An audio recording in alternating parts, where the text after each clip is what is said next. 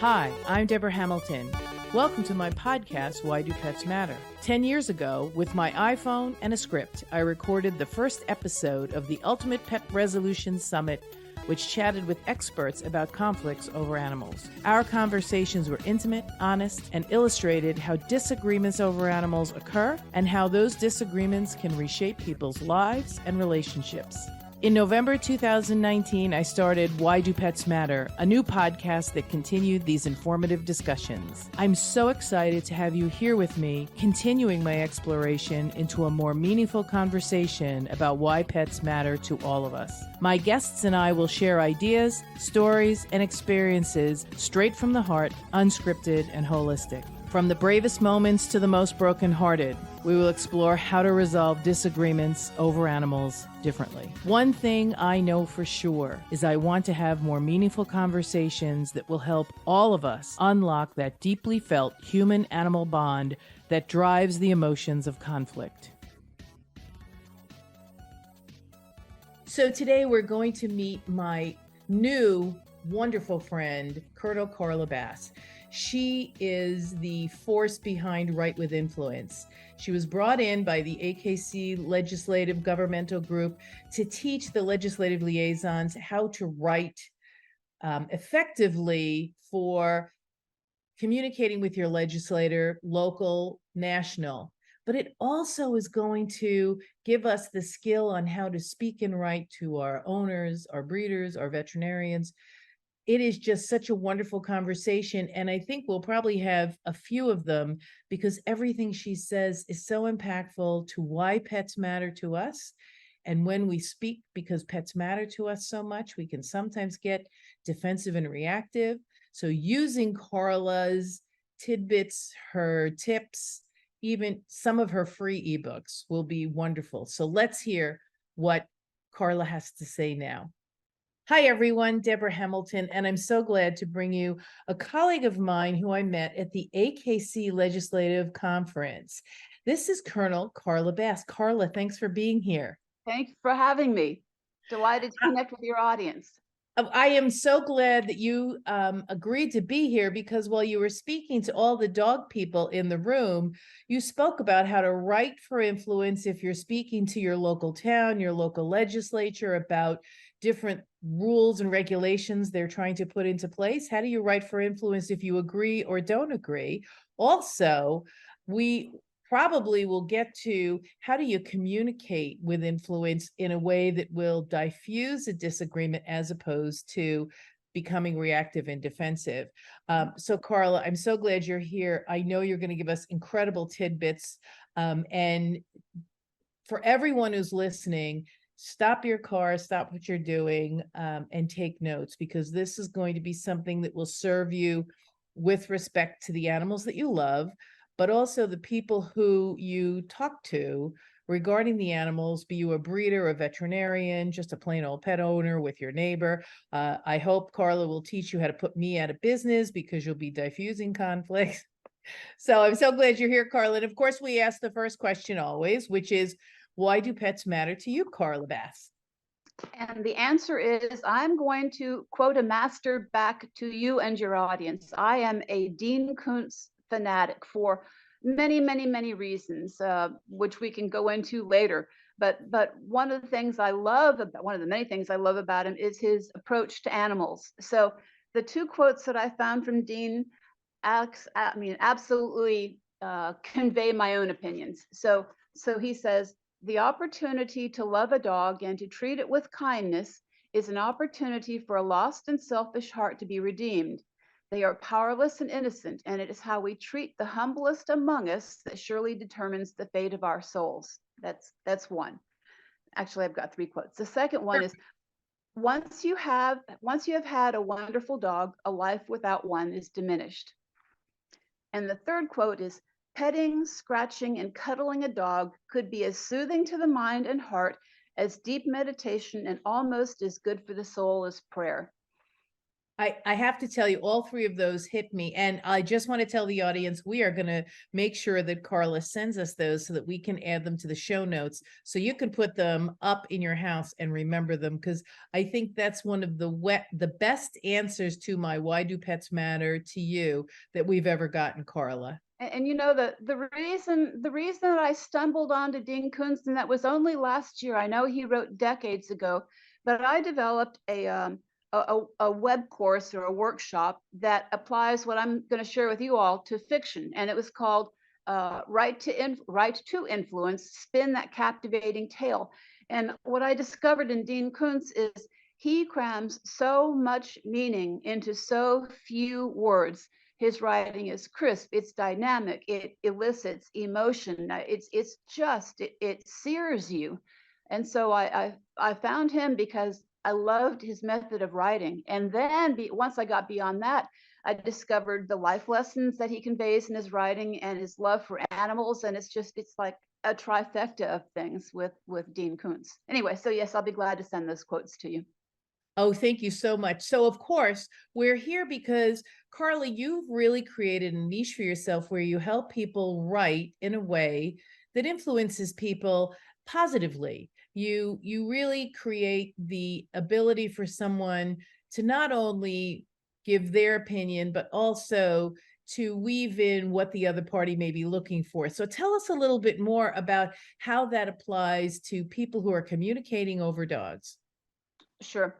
Well, let me give a real quick saga on how Right to Influence came to be and why it's so impactful. When I was a squadron commander, a lieutenant colonel in Hawaii, I had a unit of 480 people, young, wonderful men and women.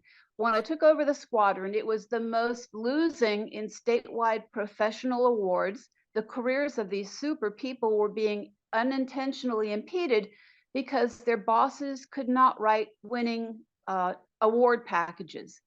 So I decided I needed to teach them how to write. So that's where I developed the word sculpting tools, which is part 2 of Right to Influence. I developed a 1-hour course. I taught my guys how to write. We began sweeping the awards. Other units said, hey, teach us too.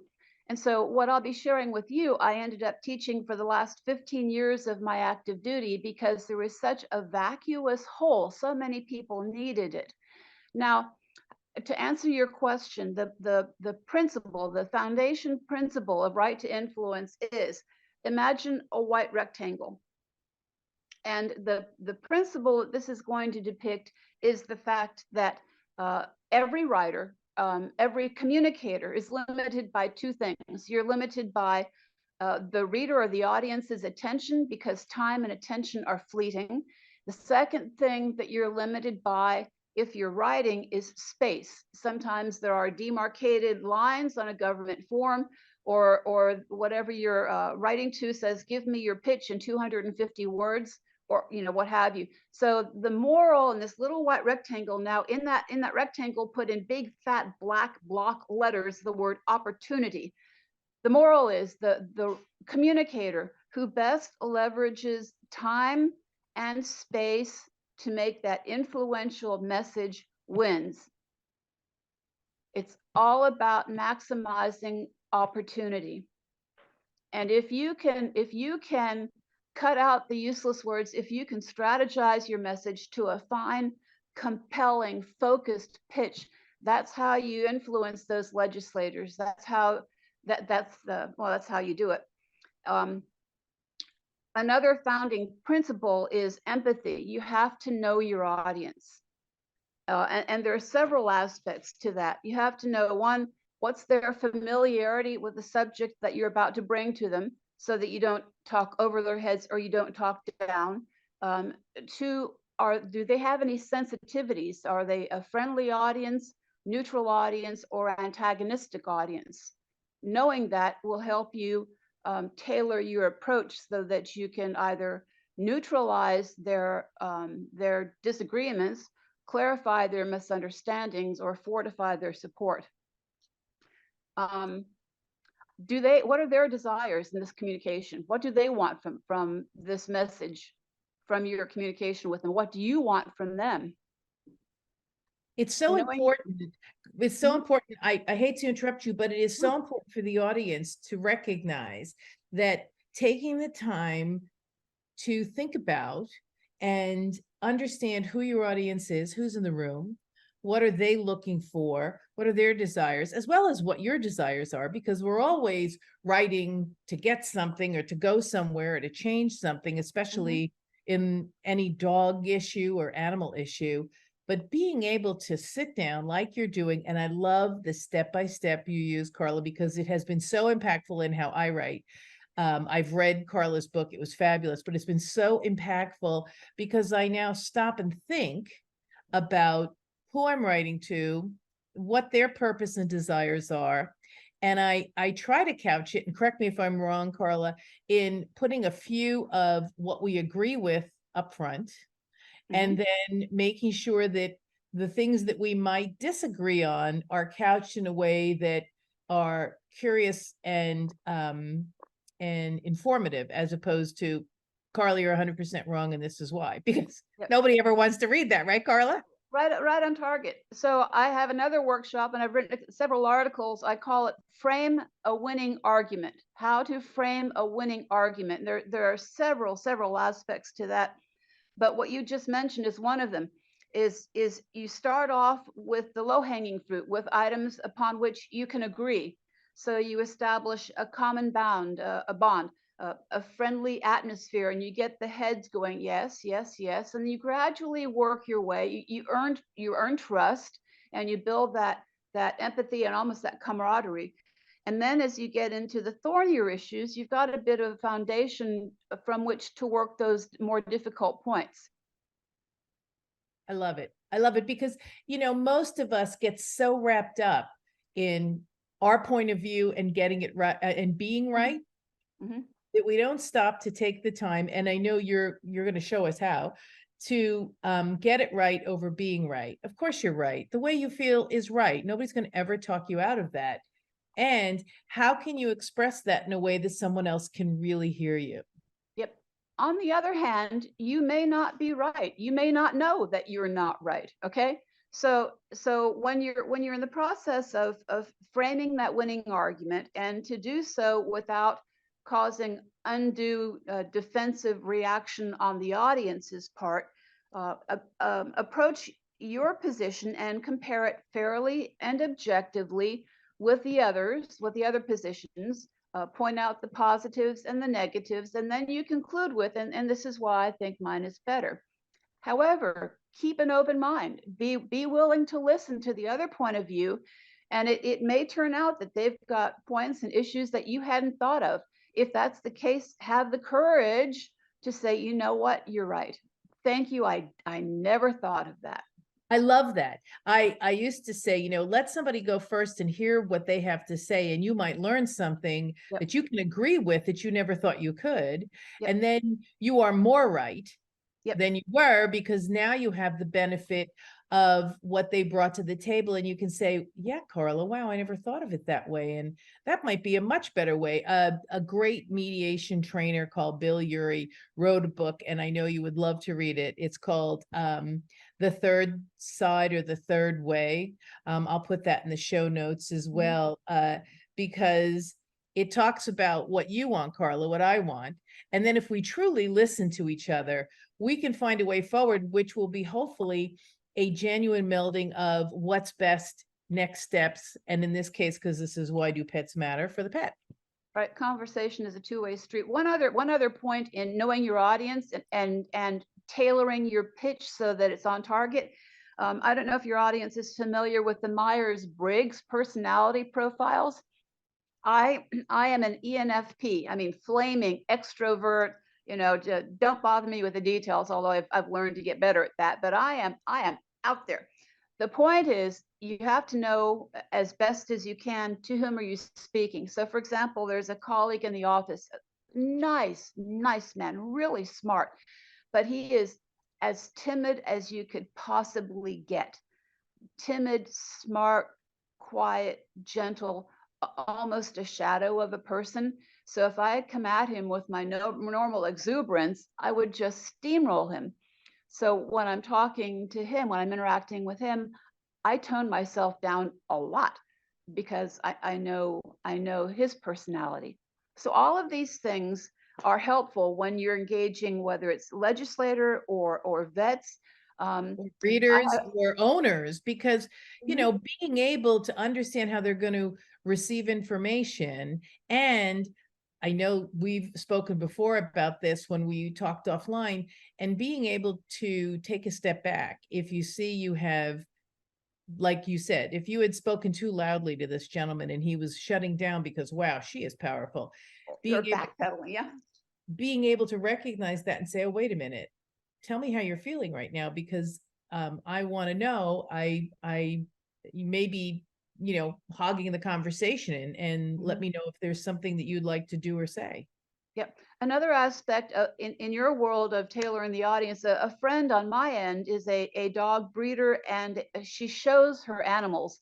And she explained to me that that sometimes judges have, and I don't know, maybe you can confirm, but some judges have a particular way they like to see animals shown. And if Yep. you know you're going up to Judge A, B, and C, and Judge A likes this method, Judge B likes that method, Judge C likes that method, she modifies how she presents the dog based on that judge's non-verbalized preferences. I thought, well, what do you know? So there's so many aspects to knowing your audience within your world that I hope your listeners find my podcast here handy. It is, because, you know, we can absolutely relate, because some judges like drop dead loose leads. Some judges like the dogs to stand free and see how they stand on their four legs without you cranking them up. Yep. And some judges don't like you to take your leash off. They like you to keep the leash on, and they'll penalize you if you take the leash off. So you're absolutely right. And until you engage, right? Until you try, you can either shut down because that stupid judge, you know, penalized me because I took the leash off, or you can just make a note and say, next time I show under Judge Bass, I'm not going to take the leash off. And that's the Yep. same thing with writing. And that's why we're having you here today, because so many of us in the dog world talk to our neighbors in not such a great way, talk to our veterinarians in not such a great way, or rather, our neighbors talk to us pretty terribly, or our veterinarians or our breeders or someone talk to us not so nicely. And so instead of, you know, responding in kind, and I love that about what Carla teaches, instead of responding in kind, she's giving you tips on how to diffuse.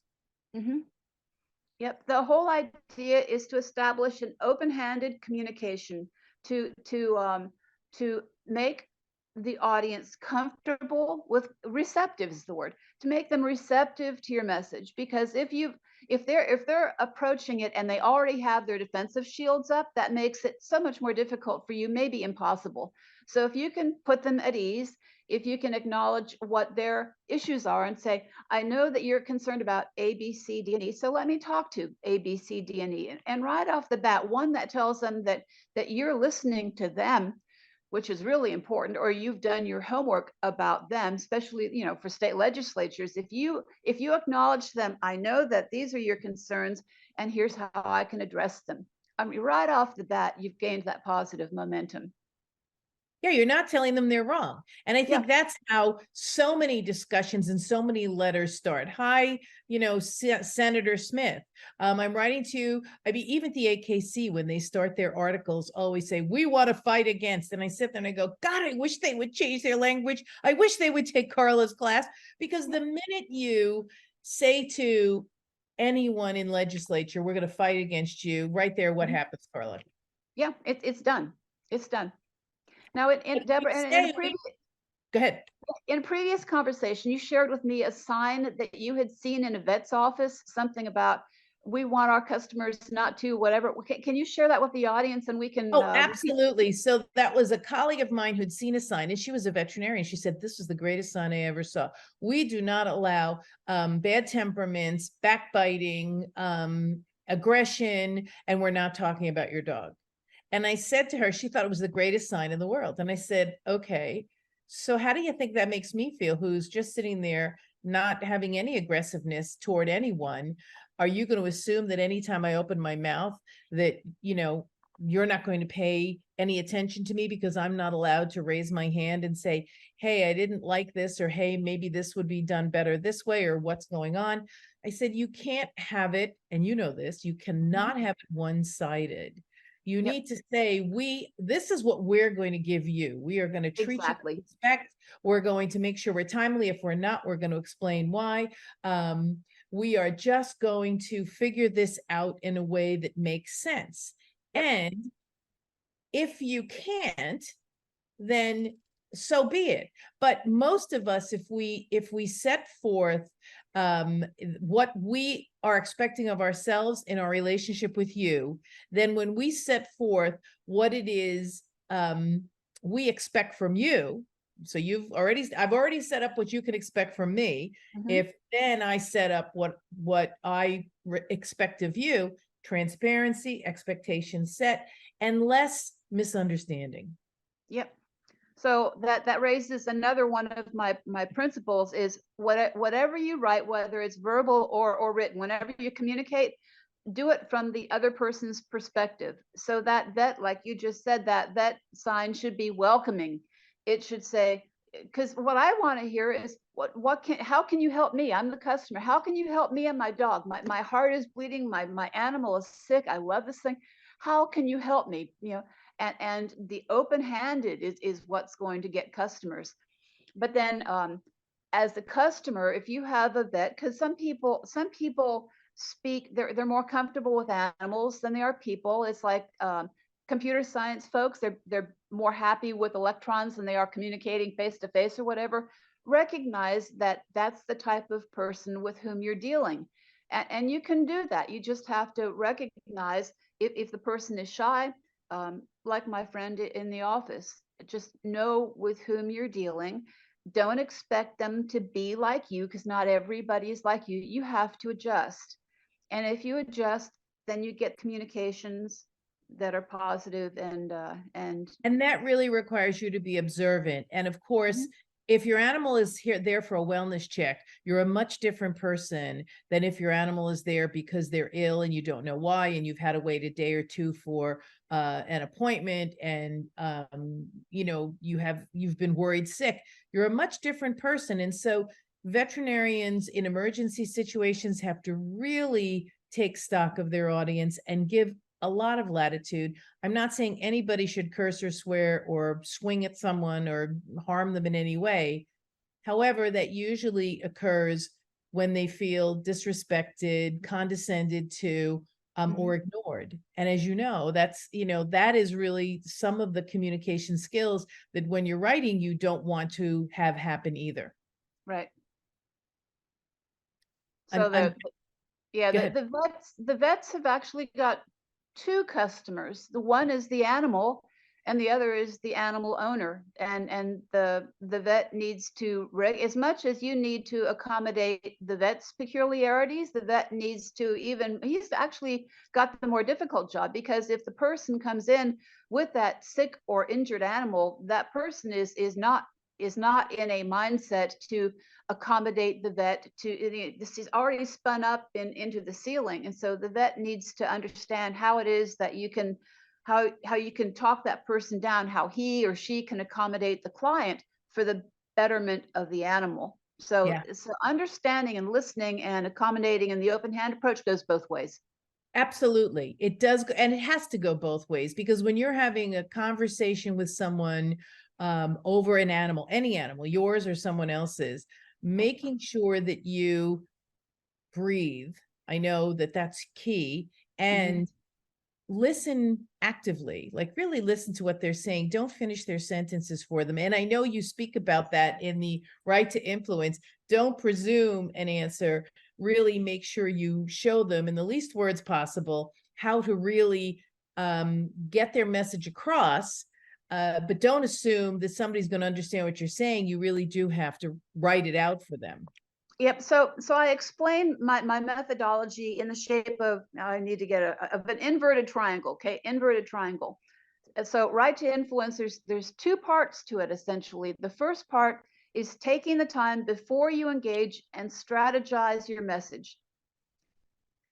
Think about what it is you want to accomplish, with whom you're communicating, how you're going to, there's a whole bunch of strategies I've got.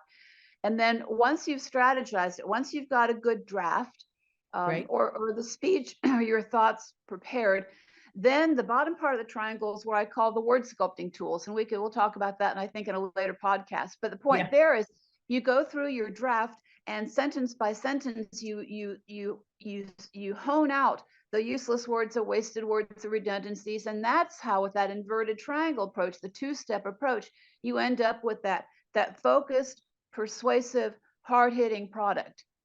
Now, let me take just a second and explain. This is, and I'm not doing this to sell books, everybody. I'm doing Yes, this but you should buy it. Everyone here, and we're going to have the link, because I can tell you it is one of the best things I've ever read, and I've applied it to everything I've written so far. This has become a passion. I've had so many people come back to me and say, Colonel Bass, if it weren't for, I wouldn't have been able to. So I got an email. I got an email completely unsolicited, like a couple of years ago. He said, Colonel Bass, you may not remember me, but I was an airman, which is a young person in your squadron in Hawaii. Because you taught me how to write, I was able to be accepted into officers training school. I served 20 years as an officer. I recently retired, and I'm now the vice president of a defense corporation because you taught me how to write. That came out of the blue. So it's definitely has to be a testimonial on your website, Carla. It brings goosebumps. So I'm not talking to you and your audience to sell books. All right, not doing that. But that said, this is the book. There's 4 parts to it. The first part are the strategies, much too much for this particular podcast. The second part are the word sculpting tools. There's 10 of them. The third part are chapters on daily applications, like here's how you apply all the stuff to write a grant, to write a resume, to do a presentation, to do an application for college, the essay for colleges. There's a couple more chapters in there. And then the fourth part are 100 challenges, exercises with the answers. So as you've learned these word sculpting tools and the strategies, and you're learning to think, the fourth part is, here's a bunch of hosed up examples. See if you can fix them. And then the answers are in the back.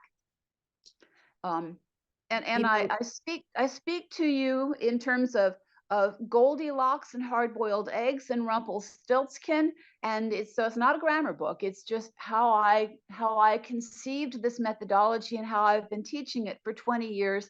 And you mentioned you learn this once, and it applies to everything.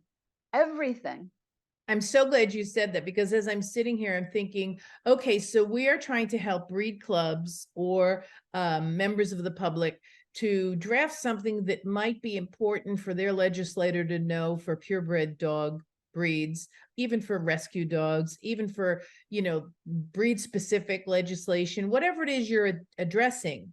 And we are also talking about those texts and emails that you might shoot off in fury. So Carl and I talked about this earlier, and it's that you need to write them. You absolutely do, because when Carla says you write this and then you go back and pick out the words, which is what we're going to cover in the next podcast, you pick out what really needs to go. Yet you need to write it down, because both Carla and I agree you need to dump your bucket. You need to dump your bucket. So you dump your bucket, you write everything you think you want to write, and then you go back. Hopefully, actually you begin with an outline. Yep. Okay. The people skip the outline step. They always do, especially if you're writing a text or an email. You never make an outline, and you should. You should. Why? Because the time and space, that little white rectangle again. If you've only got X amount of space and X amount of reader's time, you want to make, pardon my French, but damn sure that you've got your thoughts lined up. So if you only have room for 4 points and you come up with 6, which 2 are you not going to mention? And in what sequence are you going to mention them? So the outline helps you organize your thoughts so that you can best leverage that time and space. And speaking of email, there's a chapter in the book on how to do email. We all know, because we've received atrocious email. Okay, so once again, I developed a method where you've got X amount of time. So you put the most important stuff first, then you put all the background ancillary stuff last. So if the reader is going to engage with you on an email for 30 seconds, what's most important to convey in those 30 seconds? And people don't think about that. They just start typing paragraph on top of paragraph. We've received it, you guys know, but that doesn't help you and it doesn't help the reader. So to help them help you, everybody benefits, is learning how to write concise, precise, focused email. And if you take the time to do an outline to your nastygram that you might be sending, do an outline to your nastygram, and you make those points of the nastygram on how horrible I am as a breeder, just for argument's sake, hopefully you will take the time to then calm down. It'll take you longer than the 30 seconds that it takes to, because if you use Carla's techniques, it's going to slow you down, which is what we always want when we're trying to make a point. As Carla said at the beginning of this talk, slow down. Slow down. So you write it, and if it could be controversial, you walk away from it. And we've all heard this. Now, another technique that people, and I am a huge believer, whether it's email or something going to the legislators, once you think you've gotten it, you've got the strategies, you've word sculpted it, go find a quiet corner someplace and read it to yourself out loud. Oh, out absolutely. Loud. And when you're doing that, do not listen to hear what you wrote. Listen to hear what you think the other person is going to take away from it.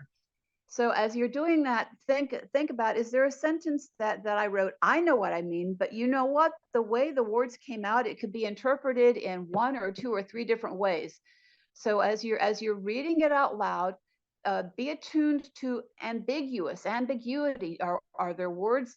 One of my favorite examples is they staged a compound raid. So does that mean they raided a compound twice, or they raided the compound from 2 different directions? So read what you've written with an open mind and listen from somebody else's perspective, and your product will benefit from that process too. I love that, because that is really one of the most important takeaways that I got from your book. I sit there and I reread things, and I wonder if when Carla reads this, is she going to read it the way I intend? And often we call that reflective listening when you're having a conversation. Go back to Carla and say, I just heard you say compound exercise. Did you mean 2 exercises, or did you mean that you were going into a compound and having an exercise, or what did you mean? But if you're not in the same room, if you're sending an email or a text, nobody can ask that question. And you know what? It is my practice. It's what keeps me busy, that people misinterpret what's meant, or if they had been given the opportunity to be more clear, it wouldn't have escalated into a conflict. Yep. One of the things that confuses writing nowadays, especially business or official writing, is we have gotten into a habit of using nouns as adjectives. So compound raid, that's where the confusion comes in. So nouns on top of nouns on top of nouns used as adjectives muddles the meaning. Yeah, it's, it really creates this impossibility for you to communicate. I'm torn, and I'm sure you are too. I'm torn about thinking about and writing down what you'd like to say to Carla when you see her, right? Because sometimes that'll whip you up, but hopefully it'll make you, reflect on it. Or if you're writing to a legislator, a breeder, an owner, taking a minute to really thoughtfully, from somebody else's shoes, like you said, what is important to them, and lead with that, because you want to point out what's important to us. I'm in the middle of a case right now where the most important thing to both parties is to keep the dog. And so we're writing it from that point of view. Now, who's going to win? I don't know, but it's all about keeping the dog, and, respecting and understanding how everybody feels and how they want to keep the dog is what is keeping them at the table. Yep, it's all about empathy and listening to the other person's perspective and then writing from that angle. I am so grateful you have come here, and I'm so grateful you will come back, right? And do our Oh, yeah. word sculpting, because there's so much that you haven't even scratched the surface of. Yep. We will have at least one, probably two more podcasts, because there's so much rich information here that will help everyone. You know, you're probably asking yourself, what is this? How does this pertain to why do pets matter? Because if you're talking to your spouse, if you're talking to your neighbor, if you're talking to your vet, your groomer, your kennel person, if you can figure out how to implement Carla's tools in every venue, you will have a less stressful, much less conflictual relationship with people. Yep. So the next time we get together, I'll talk about the strategies. And then if there's a third one, then we can go into the word. Actually, we can do strategies and some word sculpting tools, and then finish up with number 3 with more word sculpting tools. And that will give your audience a good feel for what this whole right to influence methodology is about and how they can benefit. And isn't that what we want to do? We really want to influence. Most people, the majority of people, don't want to be bullies. They believe they're being educational, and they believe they're being clear in their conversation. So what Carla is allowing us to do, which I love, and which is why she's here, is giving us that opportunity to take 3 30-minute inputs so that we can do a better job at speaking about our animals, speaking with people who have influence over our animals. It is really an important piece. Carla, thank you so much for being here, and I can't wait to do this again. You're so very welcome. Thank you for the opportunity. Well, tell everybody how they can get in touch with you. Okay, you can reach me at carla@right2influence.net. My website is right2influence.net. I do a twice monthly newsletter with concise, hard-hitting articles called Right to Influence Quick Tips. There's a top left of the webpage. There's a button where you can request the newsletter. The 3 free ebooks are Right to Win, a grant submission, Right to Win, Input to Performance Review, and Right to Win a Resume, where I've taken all of that stuff and targeted it to those 3 specific products. But, you know, I'm here. I teach workshops and webinars, and I love to help people. So, well, I love it. And of course, we're going to add all of those links to the show notes, so everybody can find them at the bottom of the show notes as well, on whichever platform you are listening to this. Thank you so much, Carla. I'm so glad you're here. I can't wait to do this again. And to everyone who's listening, please, please, please take time to kiss your pets for me, and recognize being able to speak and write with influence for the benefit of our pets is so important. Take care. Bye. The Why Do Pets Matter podcast drops every Thursday and can be found on whichever platform you find your podcast. Subscribe now, invite your friends, and I cannot wait to have you join me in these conversations.